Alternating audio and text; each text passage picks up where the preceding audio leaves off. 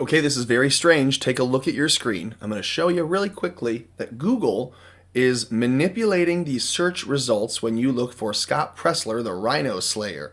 It's a post that you should absolutely be aware of, and so the fact that no matter how I searched for it, I could not get this post to come up until finally, right here I see if you can get it just right, play with your settings a little bit on safe search.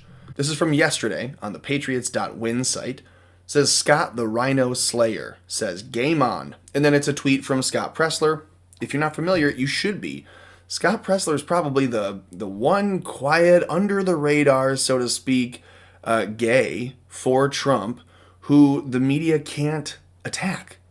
For obvious reasons. They can't go after him as hard as they go after everyone else. So he says he just boarded a plane. He's on his way to Chicago. This is yesterday. Some people are very unhappy that we're working to unseat Adam Kinzinger. You know, the fake Republican in Illinois who's doing nothing but putting his ear pods in, sticking out of his ears all weird, and then condemning and complaining about Donald Trump. He says, we've already recruited close to 500 volunteers and will be knocking on doors in Illinois' 16th district today. Game on. And after only 22 minutes, it's at 141 likes, 15 comments, 41 reposts. So this should be exciting news. This should be this is good. We have boots on the ground, grassroots efforts that are already organized to replace some of these people. Now, obviously, Adam is one person and we need like 200 people replaced. So we're going to need more than just the one Scott Presler. That's why I'm making this, so that you will understand we need you in your local area to act like a Scott Presler. Go and find the RINO, the fake Republicans, the guys who are trying really hard right now to fly under the radar locally, and just say, we represent you. It's the party that has a problem. Now, get rid of them. If they think they can blame the party for their problems, they're already wrong. They need to be the most hated. They need to be the most vilified. They need to be the one who the party's threatening. That's how you know you've got a winner. Scott Presler gets threats by anyone that can get away with threatening an openly gay conservative. If you had an actual congressman like Scott, we'd have winners. That's what we need. So you need to go local. You need to go knock on doors. You need to organize volunteer efforts to say, one, is the person that's in our position today to represent us, do they? And if they don't, you need to replace them. And that's not you don't do that by asking the party. The party will protect the Adam Kinzingers of their own districts. You need to say, well, we need some Scott Preslers. So reach out, because we will organize this. We will make this happen. And if you're saying, well, how are you going to make that happen? People have worked on campaigns. There's some experience here that maybe you're not aware of, but reach out. Leave a message below in the comments. Leave a message on Scott's Twitter. Get involved. Get communicative. Get loud. You will get attention. And that is proven out here. And this is kind of why I mentioned Scott Presler. Because Trump will be speaking at Cpac. That was announced yesterday. And it's interesting, they're also going to put side by side here. Pence declined his invitation. I cannot imagine why. I seem to remember when he showed up at a very well-protected fort to speak to the military right after January 6th, and I remember the boos that he got. There's no doubt in my mind Mike Pence knows his career is over, so there's no reason that he would accept an invitation to essentially a boo party, which is what it would have been, and it would have been awesome. So kind of disappointed that he didn't take it. But Trump will be speaking at Cpac. And that means he will be essentially laying out the marching orders, the declaration of war, so to speak, from the Patriot and MAGA membership, the Patriot and MAGA bloc against the establishment. And that includes GOP members and then obviously Democratic leadership. This means Trump will be marking X's on the map figuratively through his speech, saying, here are the people, here are the seats, here are the places we need to own.